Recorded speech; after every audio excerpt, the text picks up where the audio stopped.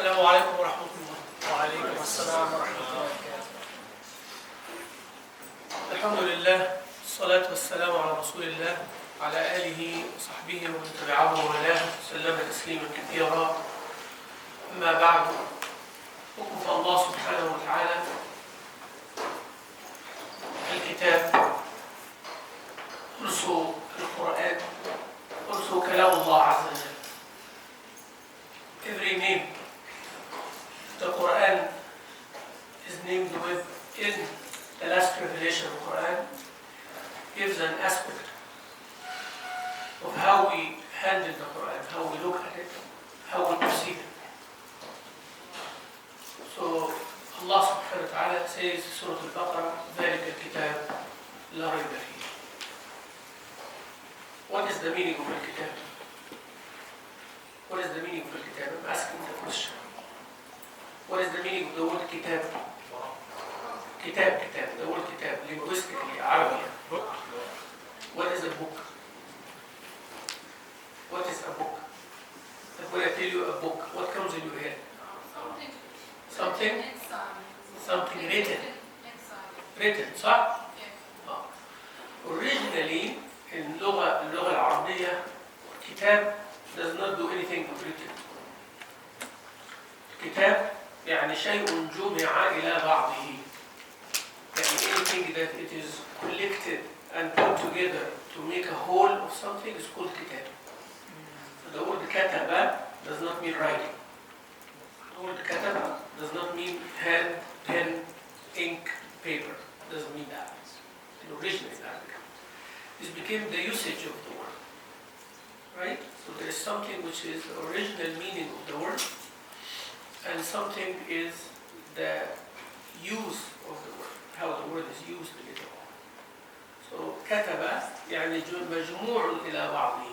يعني كتاب means the verses are together to form a surah, and the surahs are together to form al-kitab.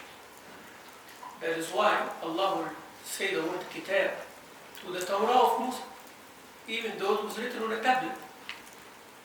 Huh? It's not pages and all of that. Why can? So the word kitab tells us it is collected together and it is in a written format. The Quran, يعني it is often recited, not maqru. Something maqru, يعني it is read. But Quran, فعلان يعني it is a format in Arabic language means the continuity of the action. So the word Quran means the text which is often recited. That is the Quran. Allah Azza wa Jal called it Kitab. Allah Azza wa Jal called it Al-Quran. So we know it is collected, that we take our deen from it. This is the whole in one place. And we recite it. We worship Allah Azza wa Jal who is reciting it, whether in Salah or out of Salah.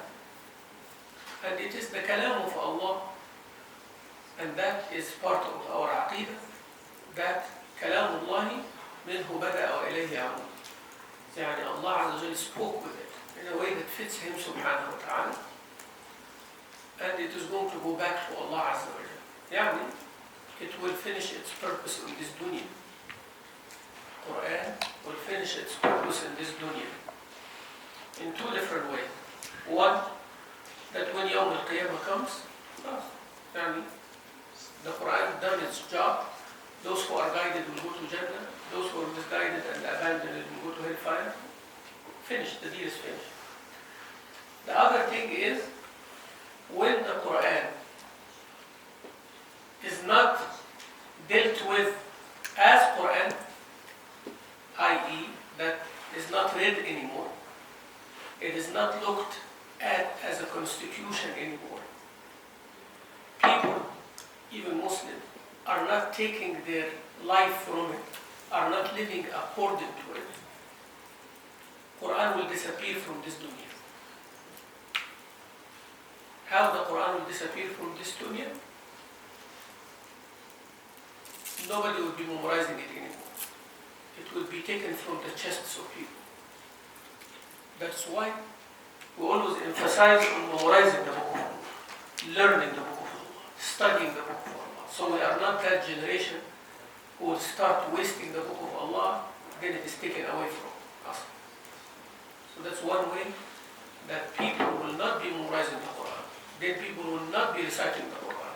People will not be understanding the Quran. People will not be implementing the Quran. People will not be teaching the Quran. Then Quran is gone. But it's still written in the Mus'haf. You see the Mus'haf everywhere. Even on iPhones, or even in, but there is a hadith, a scary hadith of Rasulullah sallallahu alaihi wasallam, hadith of Hudhayfa ibn al-Yaman radiallahu anhu, قال يسرى على القرآن في ليلة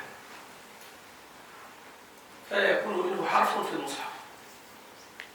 يعني one night people will wake up in the morning, will not find a single letter of Quran written in any mushaf. It disappears.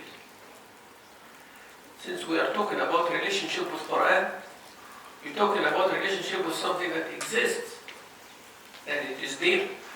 So before we say how you deal with Quran, you want to make sure that the Quran is there. And you make sure that the Quran is in your life.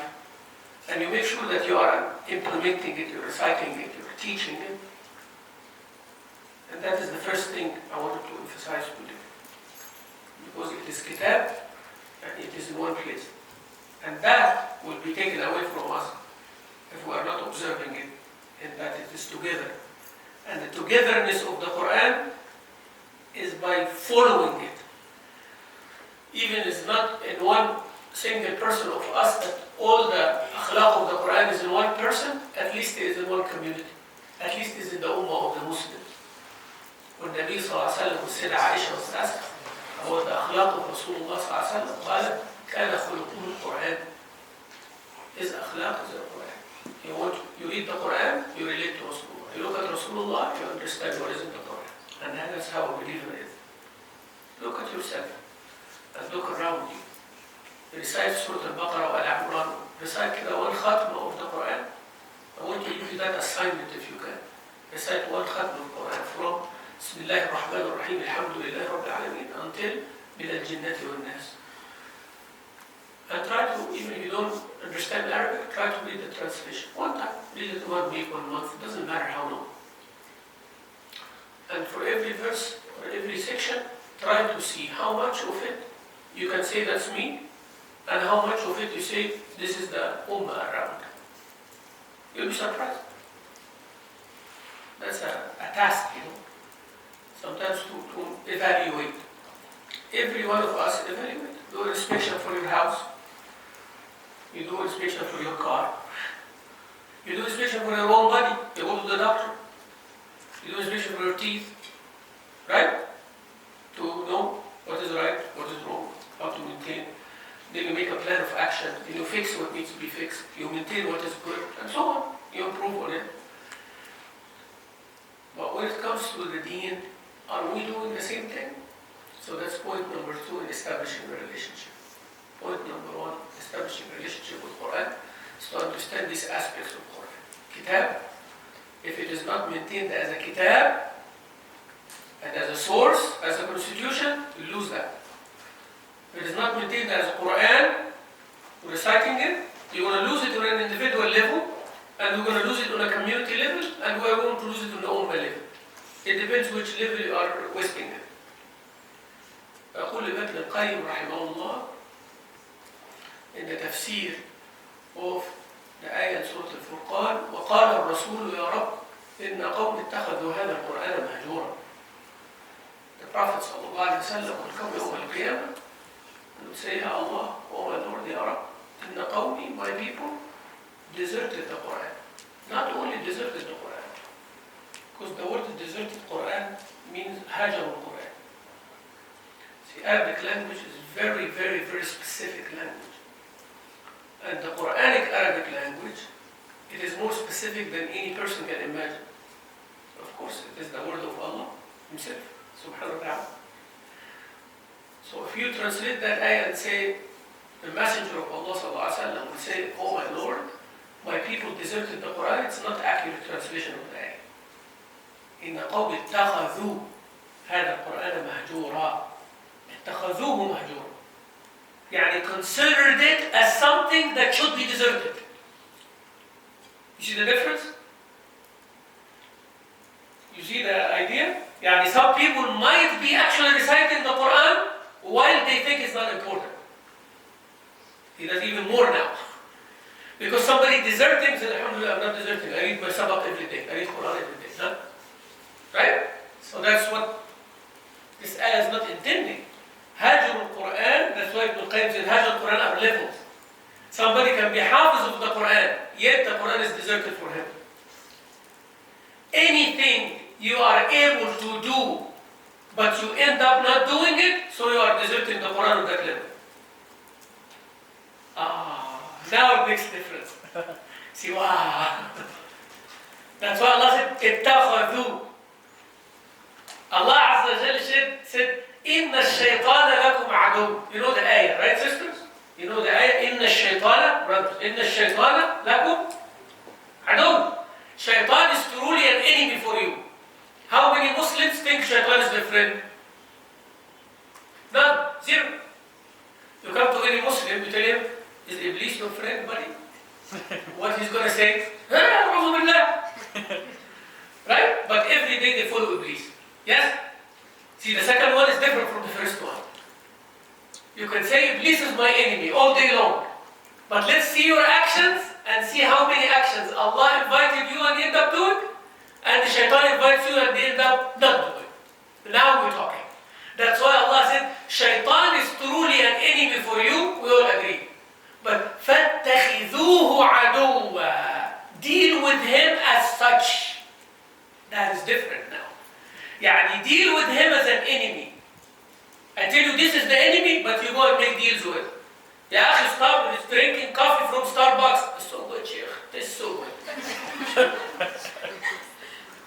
Yani, this is what is the deal.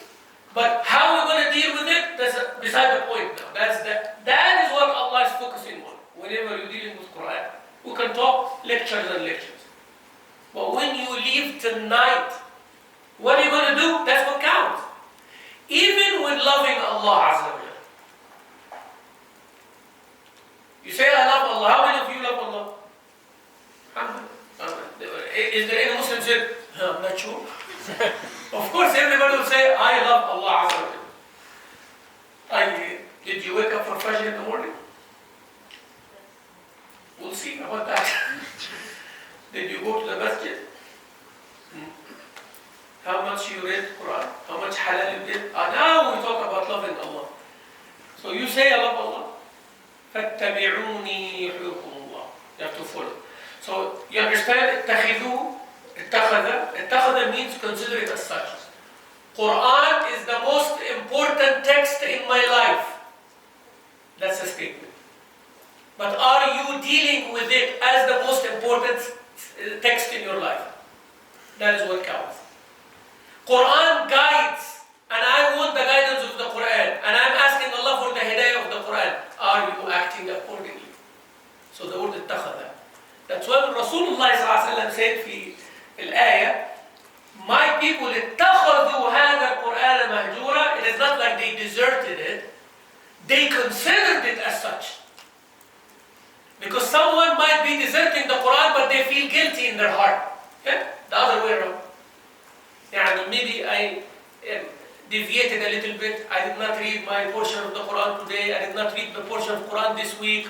The dunya took me a little bit. But inside of my heart, I'm burning inside. I'm sad. I'm not happy with myself. I'm not considered a deserter. See? Because that will bring me back to it again. So I am not considering the Quran as a text to be deserted. Even though I'm not reciting. While somebody else is reciting, but their actions are complete opposite of what they're reciting, they are deserted. Because they are taking it as a text to be deserted. I hope the tafsir is clear in this one. The opposite of that is what? That my people did not take the Quran as a text to be deserted. And all the hadith comes under that. And if Rasul said, Ya Allah, the people of my nation, they are taking the Quran as deserted, or as a text to be deserted. That means there are others who are not taking it as such. Yes. Is this why one of the companions, he wouldn't memorize an ayah of the Quran until he was sure that he had implemented it? It's not one of the companions. There are many. I'll come to that part, inshallah, in a minute. So, people who are not taking the Quran as a deserted text, there are stages. As those people who deserted the Quran, same stages.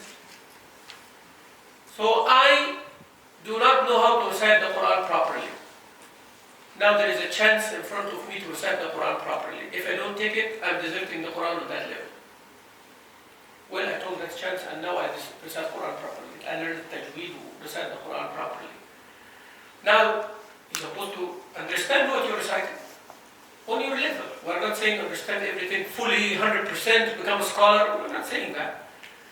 What is there an effort that you do on a daily, weekly, monthly, annual basis to add some understanding that you did not have before? If you don't, you're deserting the Quran on the level of understanding. That's what Ibn Qayyim said.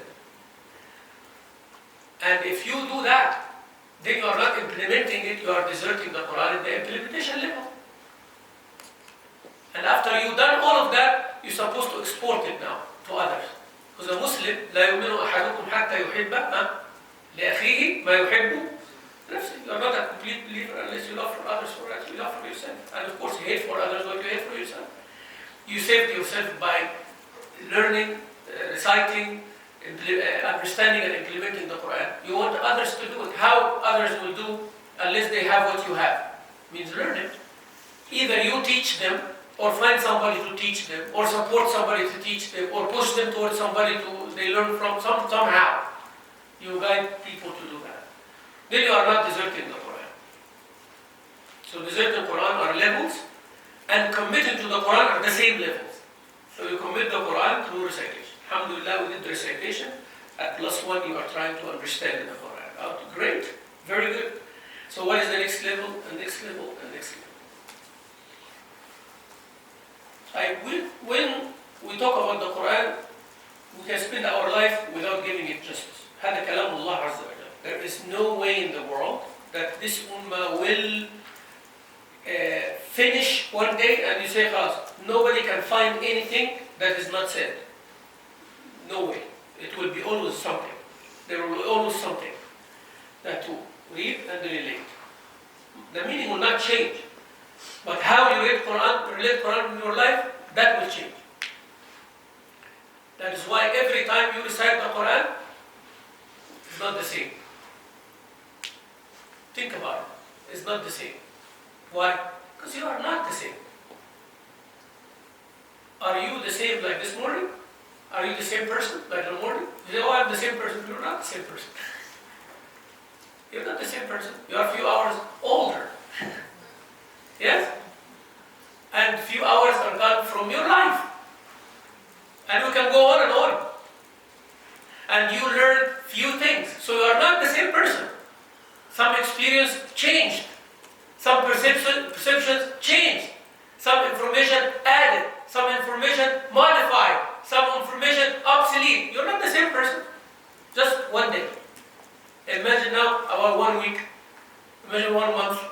Imagine 10 years past. You're not the same person. So every time you recite Surah Al-Fatiha, it should not be the same. Every time you are asking for guidance, it's a different guidance. It is guidance for me now, whoever I am. That's why whenever you are repeating the Quran, it's not mere repetition. You mean what you say. I need guidance, I need guidance, I need guidance, I need guidance. So every second, every breath, you actually need guidance. Because now things are changing. And you want to make sure that you are guided in the changing environment. I'm not going to go Sufi on you, don't worry. It's okay. So that is the Quran. Sahaba of Rasulullah sallallahu alaihi wasallam, the best generation to learn how to establish a relationship with Quran. That brings us to what you said earlier. Abdullah ibn Umar, radiallahu anhuma, Abdullah ibn Umar al-Khattab, young Sahabi of Rasulullah sallallahu alaihi wasallam. By the way, Abdullah ibn Umar was early 20s when Rasulullah passed away. When Rasulullah went to Medina, he was about 10, 11 years old. He even returned him in the battle of Uhud. He told him, you are not old enough. And Abdullah ibn Umar, when you read about Abdullah ibn Umar, big sheikh with a white beard and all of that, right? A young man. فعبد بن عمر, he said that when he became old later, كنا صدر هذه الأمة. كنا صدر هذه الأمة. We were the beginning of this ummah. صدر يعني chest.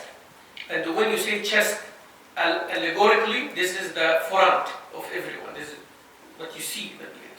فكنا صدر هذه الأمة, يعني we're not at the foot of this ummah, we are the صدر of this ummah. يعني we are, you know, the representation of this ummah. We're the best in this ummah. صدر هذه الأمة. وكان الرجل من خيار أصحاب رسول الله صلى الله عليه وسلم يحفظ السورة أو شبه ذلك. يعني some of the best companions of Rasulullah صلى الله عليه وسلم only memorize one surah of Quran or close. يعني less. ويعمل بها. يعني they work according to it.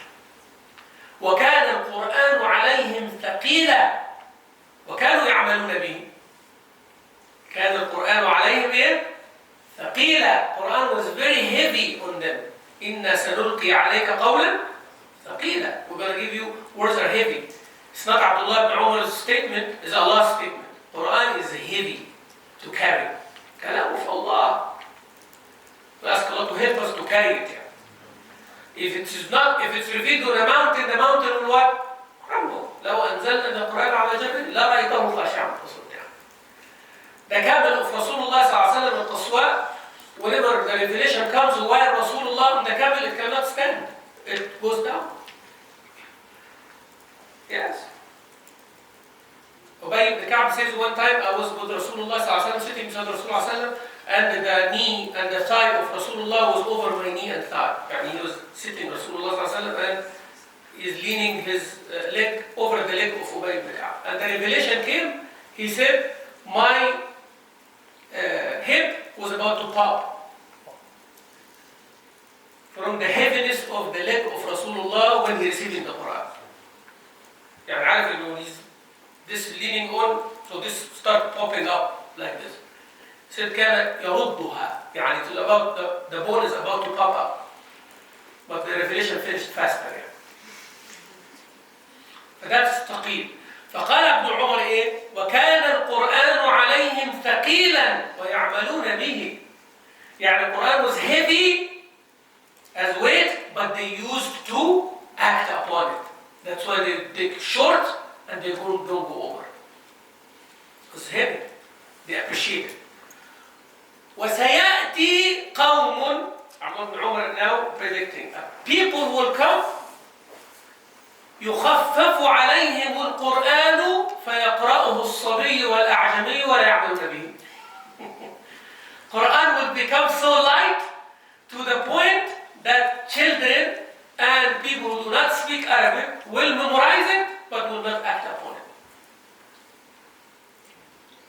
He is not, by the way, condescending those. He's not. He's not saying it is bad for those children or those who do not speak Arabic to memorize Quran. He's not saying that.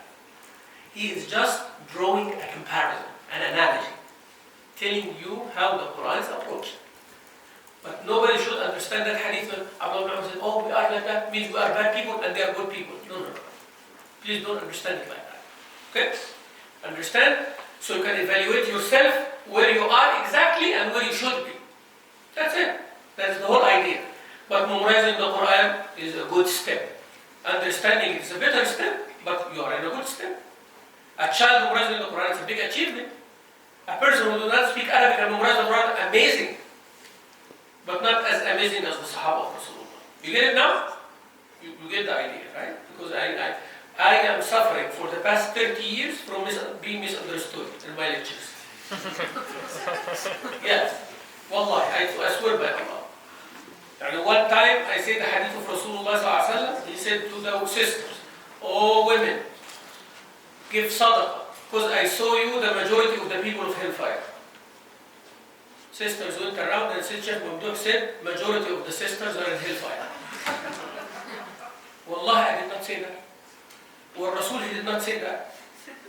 It's two big statements. Majority of hellfire people are women. Majority of women are in hellfire. It's two different things. Do you agree or not? Yeah. See, some of the sisters will have a problem with it. Hellfire has 100 people. 90 of them are women. But we have 1 billion women. Right? Majority of them are in Jannah. You get the point now, right? So more women, majority of the people in Jannah are women. And majority of the people in hellfire are also women. Because majority of the people living are women. يعني بس it's very simple. يعني your number is bigger in all conditions. فيعني there's no additional, it's nothing big. Nothing big. But what Rasulullah ﷺ is trying to say, even your number is more. Even the majority of the people in Jannah more, I do not want you to be the majority of the people of hellfire. You see the point now? يعني be in big numbers, but in the right side.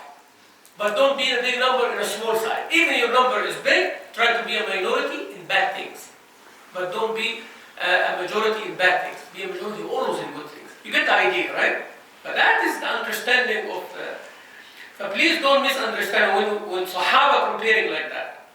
Where Sahaba, Abdullah ibn Mas'ud was saying that the person who memorizes the ayah of the 10 ayat of the Quran will not go over them unless they understand them and they practice them. فَرُزِقُوا الْحِفْظَ وَالْعِلْمَ وَالْعَمَلَ جَمِيعًا. So they memorize the text, they understand the text, and they implement the text. Then they go over. But also, because the Quran was still revealed to Rasulullah sallallahu alaihi wasallam. And it is not, the Quran stopped the revelation with Rasulullah passing away, right? فيعني they were not handling the whole Quran, and the Quran was not complete, and they abandoned it, and they memorized 10 ayahs only. You have to understand that as well. They were doing whatever available for them, because Quran is revealed every day to Rasulullah sallallahu alaihi wasallam. So they were not in a haste to memorize day by day, I want to memorize. No, they take part and they practice it. They want to do it. So you have to understand all the context of this ahadith. What also defines a relationship?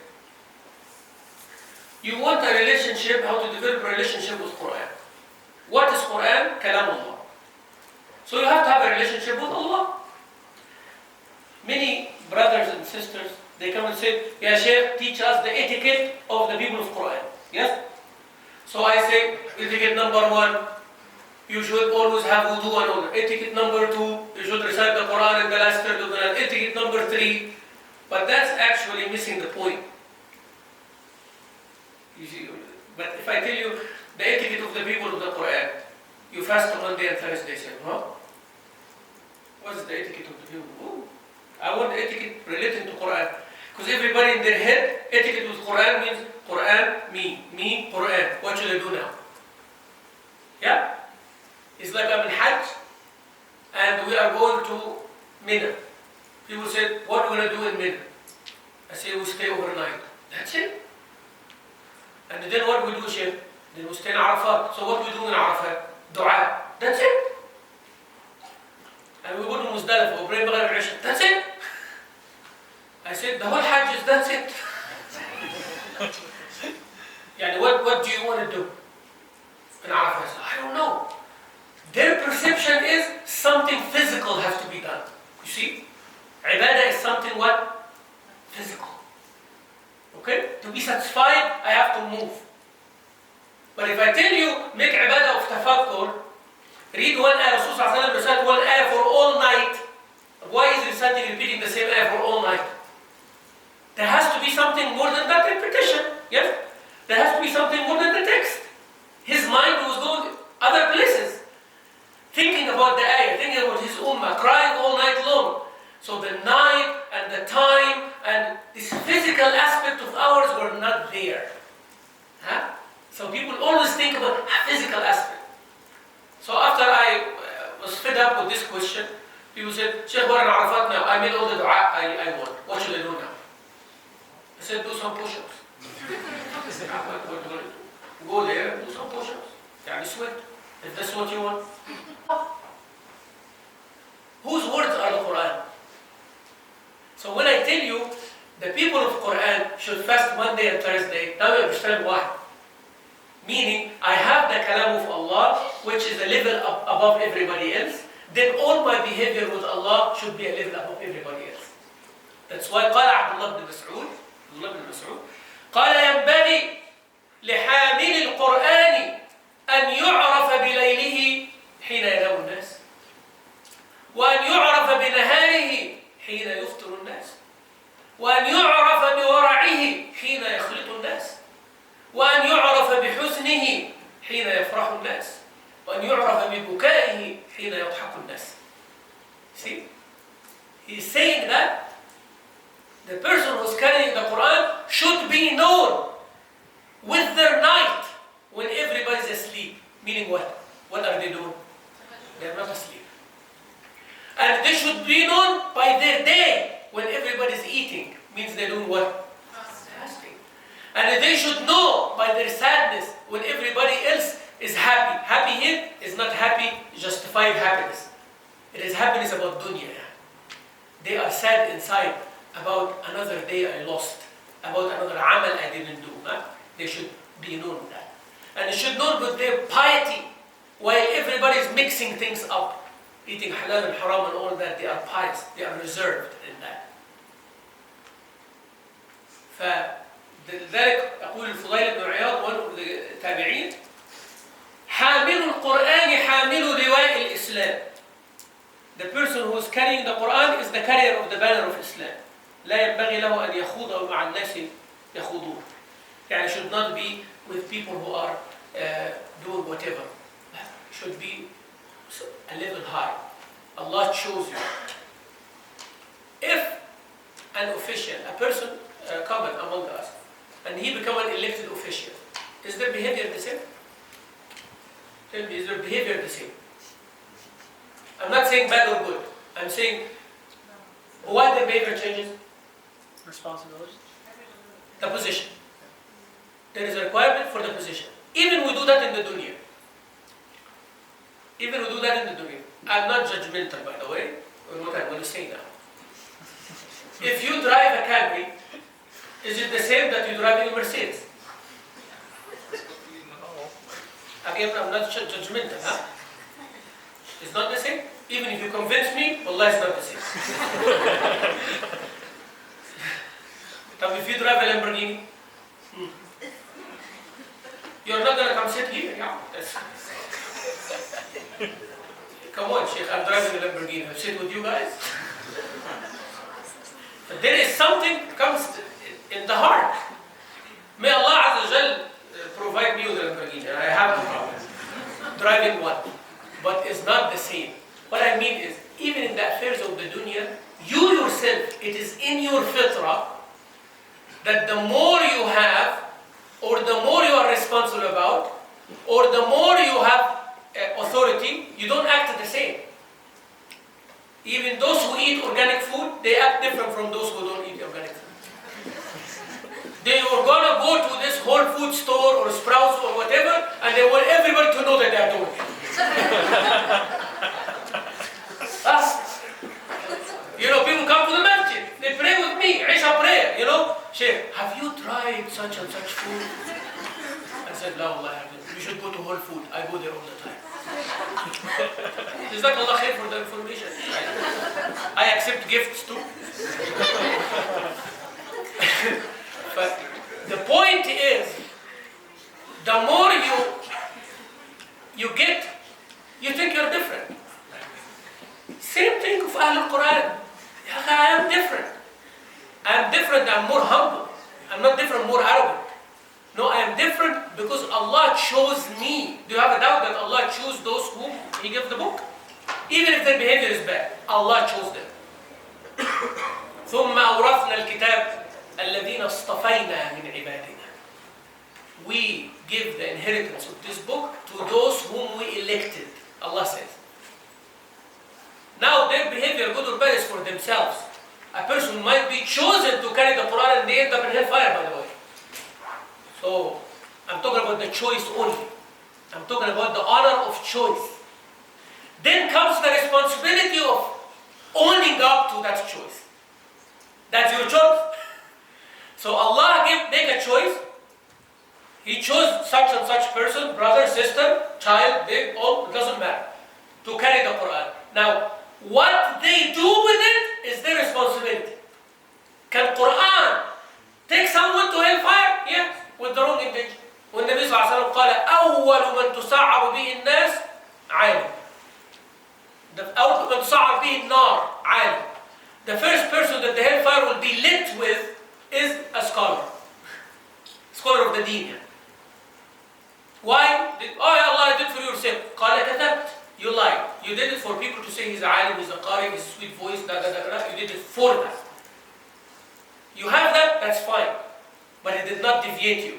You have good voice, you have knowledge. People say it doesn't matter. But you working for that to be said, now there's a problem. Take him to hellfire. ومجاهد, a person who's been in jihad, will go to hellfire first? Yes, wrong in ومنفق, a person spending left and right, also hellfire. Those three are the first to go to Jannah, and those three are the first to go to hellfire. You get the idea relationship here, huh? So, Allah chose those people. Then Allah Azza wa Jalla said, فَمِنْهُمْ ظَالِمٌ لِنَفْسِهِ. Some of the carriers of the Quran make wrong things, wrong decisions. And by the way, that's my aqidah in this world. Lots of good people do bad things. And lots of bad people do good things. These will not be absolutely bad, and these will not be absolutely good. Right? So a bad person doing good things does not make them good. And a good person doing bad things does not make them bad. Unfortunately, in this cancel culture of ours, that's not the case. A person can do good all their life, and they do one thing that you do not like, you cancel them. Am I right? Isn't that what's happening now? Yes. So that's not the case. In Islam, should not be the case. Allah said, among those whom Allah chose to carry the Quran, some people do zulm to themselves. Yani committing sins, doing stuff like that. But in general, they are people of Quran still. They have guilt, they have problem, they repent to Allah Azza wa Jalla. Should not Allah said, I'm not moving them out of the picture. Still they are my people.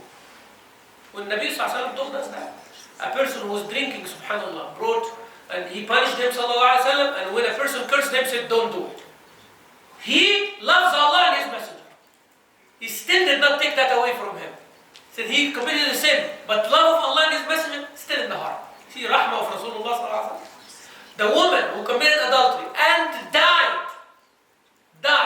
And Nabi Sallallahu Alaihi Wasallam considered her as a shaheed because she is what? Cleansed from that. When the blood comes out, she said, don't curse her. She gave herself, her life, her soul to be cleansed and go and stand in front of Allah to enter Jannah. See, his rahmah sallallahu alayhi wa sallam. Rahmah, huh? Even the gruesome thing, but it still has rahmah. Allah said, some people are like that. وَمِنْهُمْ مُقْتَصِدٌ. And on the line. Not doing wrong and not doing extra. They are up there. May Allah make us with those, inshallah. So we can get to the next step. وَمِنْهُمْ سَابِقٌ بِالْخَيْرَاتِ بِإِذْنِ اللَّهِ. سَابِقٌ بِالْخَيْرَاتِ. See the word, the expression as I started the lecture is amazing here. سابق, what is سابق? What is the word سابق? Those who know Arabic, سابق. Huh? First in what? Race. For the word سابق means there is race. سابقوا وسارعوا, those two mentioned in the Quran. سارعوا في سورة الأعراف وسابقوا في سورة الحديد. What is the difference between سارعوا and سابقوا? Sari'u means haste, whether there is race or not. You wake up early in the morning, you want to do certain things. You want to wake up early to do tahajjud. You say, hasting to good deeds. Does not want the chance to pass by. But sabiq means there is another person trying to race with you. تنافس يعني.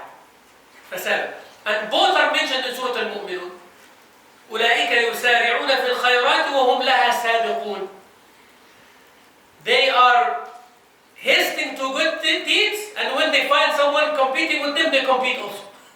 So, both. فَسَابِقٌ بِالْخَيْرَاتِ يعني always ahead. They see what is the top, and that is the goal of the relationship with Quran. The goal of the relationship is what is the best and I want to do it. So you memorize the 30 juz of the Quran, you have to be different than who is not memorizing the 30 juz of the Quran. Right? And the more you go, the more you become. That's why I tell the students in my masjid, some people like they misunderstand. I tell the children, I want you to come to the masjid, the Quran, wearing a thawb and a hat. Right? So mashallah, one smart brother, and always brothers, not sisters. Sisters are good, alhamdulillah. So brother come and said, Sheikh, is it a must that they have to wear this? I said, did I say it's a must? He said, you tell the kids, you come with that. I said, well, that's what I said. It is better for them to come with that to be distinguished. Right? When your son goes to the taekwondo class, what do the first thing that they say about them? Uniform. Top. Even in the middle of the training, if the belt is loose, what do they do? Right? In the tournament, in the middle of the tournament, the referee will tell the person take a side, they give their back and they fix their correct or not? Alright? You go to the interview, everybody's like, do I look good? Everybody's like that. بس book of the Quran, Sheikh, is it a must? Is it a sunnah? هو فرض؟ مندوب؟ مستحب؟ ما شاء الله. This question, it does not mean the question. You know, the person asking that question said, I do not want to do it. That's what I'm hearing, you know. I don't want to do it, so why are you making me guilty? You should shut up, Sheikh. Don't say these things. Because now you say these things, it gives us a problem. That's what I'm hearing. Maybe I'm exaggerating, but that's what I hear. I'm blunt like this. In my community, they got used to it. Yeah. I'm very open like this. Huh? So the idea here is, when was there a question from the Sahaba of Rasulullah when he asked them to do something? Ya Rasulullah, afardun hada am sunnah? Oh Rasulullah, is this a fard or sunnah? Is it mustahab or makruh? Is it haram or makruh? Is it mustahab or mandub? How many times you heard that in the sunnah? That is what a relationship means. Even between husband and wife.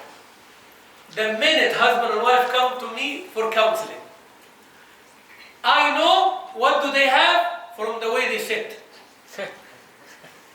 I have my desk, and I have this, and I have 2 chairs in front of the desk, and I have a couch in the back. And I have fun. When they come and face each other on the desk, there is something. When they sit on the couch, they are beside each other, but they are not looking at each other, and they're separate. When they sit in the middle of the couch, it means something. When they sit on the side of the woman, there is one thing, and when they sit on the side of the man, there is one thing. I'm telling you, I know. I can teach you these things, by the way. And how many of you are married here? Huh? I'm sure you can relate to what I'm saying. 100%. Now you are never going to look at your living room the same from now on. Alright? And who sits first also makes a difference. خلي بالك. Who sits on the couch first makes a big difference. Try to look at it tonight. If the sister sits first and the man keeps going to the kitchen and back, he's something. There's something. If the man sits on the couch waiting for his wife and she creates something to do in the house, there is something also. They don't want to sit beside each other. They're avoiding it. Right? I'll tell you, 30 years I have experience in this. For relationship, that's what a relationship is about. So the minute they come and sit, I know exactly. And then the first question, the fun question, the best question there is, from husband and wife, Sheikh, what are the rights of the man and the woman?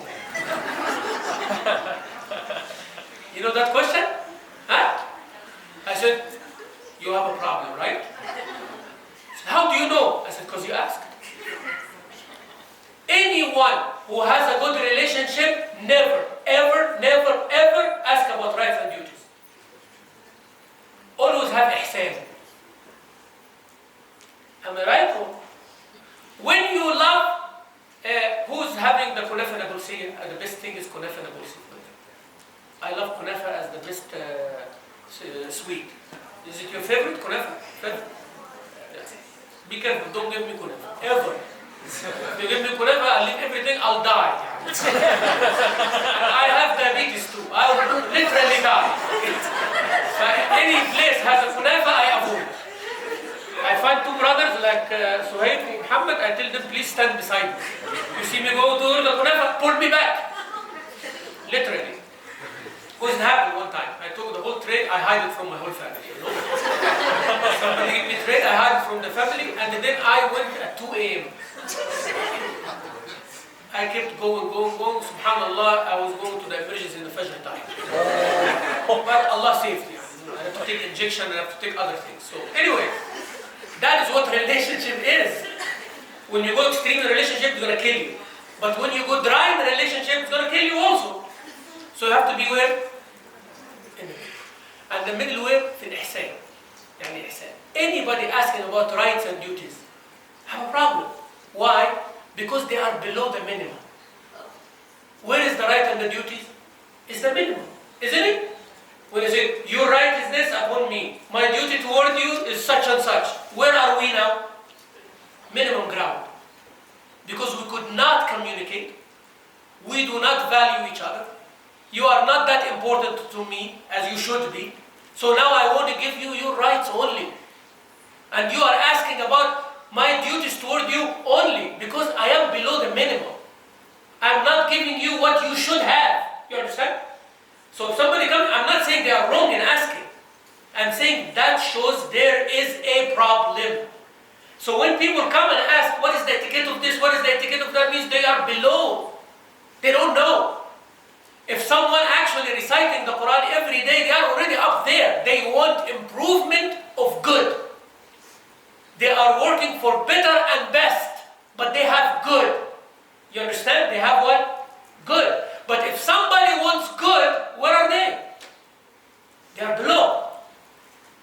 So before you ask about the characteristics of the Quran, how to establish a relationship, go to Allah. Are you doing your fard? Are you doing 5 daily prayers on time? Are you fasting Ramadan properly? Huh? Are you doing the adhkar? Now forget about fard or sunnah. Doing the things that you can do easily, or you're supposed to do as a minimum. Establish your minimum with Allah subhanahu wa ta'ala, then improve on it. Oh, now I am among the people of the Quran. How many in your age groups in Houston have a program like that? I'm not saying this specific program. You come in every week, don't you? Yes? How many of Houston? What is your percentage compared to the rest of Muslims? Nothing. Right? 0.000 something. I'm serious. Actually, it's scary. What is the percentage of those who pray Fajr every day? Who pray Fajr in the masjid? Who pray actually Fajr every day? What is the percentage of the Muslims who pray Jum'ah? To those who do not even pray Jum'ah. What is the percentage of the Muslims who only pray Eid? Twice a year only. You see how far I went? It's not even 1%. I'm telling you. If Houston has 250 or 300,000 Muslims, do we have 100,000 Muslims pray Eid? You think? I don't think so. يعني everybody is book convention center and everything, all of that, 30, 40,000 max, with children and everybody. 50,000. Eid. And those are many, everything. And many of them pray Eid only. Okay? So that is, when we're talking about a class like this, that means you are somewhere else. So we should worry about our relationship with Allah Azza wa Jal. Number 2, our relationship with the Quran. Then we act on the ihsan level. On the ihsan level. And instead of I give you etiquettes of the Quran, you do this. Etiquettes of the Quran, you do that. Time. To finish the lecture. What are the best times to recite the Quran as a starter? There is a best time during the day, and there is a best time during the night. The best time during the night is closer to Fajr. Is that easy to remember? Closer to what? And the end of the night. And the best time of the day is also closer to Fajr, but from the other side. That makes it those 2 hours. Yani where is the Fajr Salah? 5:05, 5:10. So between 4 and 6. Between 4 a.m. and 6:30 a.m. The Shuruq. That is the best time for you to recite the Quran. One in the night and one in the day. Is that clear for everybody? Also, it is good to make a habit, a routine. And always, whenever you start a routine, my brothers and sisters, start with the things that you can do with ease. Don't push yourself hard. Don't start with, because I want whatever you start with, whatever happens in this world, you do not go below. So start with the easiest thing possible. I want to read 1 ayah a day. 30 seconds. Start, make that your minimum. But then improve on it. By next year, that 30 seconds became 5 minutes. Okay? But if you start with 5 minutes, most likely you're going to go 3 minutes one day, 2 minutes one day. And that's not preferable. So establish a routine. Your minimum is this much. Whether it is time, you are able to manage it. Whether it is the portion, the amount, you can manage it. The place, you can also manage it. Don't say, I am going to recite Quran in this park in the flower section. There is a day it's snowing, then what are you going to do? In a day it is hot, what are you going to do? Don't make this kind of elaborate extra stuff. No. Make it simple. I want to recite the Quran every day. I go to my car. Every day to my work. Every day before I go to bed. Every day in the fashion. Any time is okay. But I'm telling you the best time. The best time is 1 hour before Fajr and until Ishraq. Is that clear? That time is best time to recite, to review, to memorize, to understand, to do everything. That is the best time there is. What else? Try never ever sleep before you add to your information something that you did not have yesterday. Can you do that? Not only regarding Quran, but anything religious, because it all comes from the Quran. Read in the fiqh, read in the hadith, read in the seerah, read in anything, a page, random even. But have one line that you did not have yesterday, add to your information. And I'll leave you with those 3 things in relation to the Quran. Quran only. Right? So have a routine of the Quran. Choose a good time, a good place, a good routine with the Quran. And then always improve in it. And then establish a relationship with Allah subhanahu wa ta'ala. Try to do the tahajjud, try to do the extra fasting, try to give sadaqah. Always be different from everybody else. In the way that you talk, in the way that you walk, in the way that you dress, in the way that you carry yourself. May Allah subhanahu wa ta'ala make us all among Ahlul Quran and to have a very strong relationship with the Quran.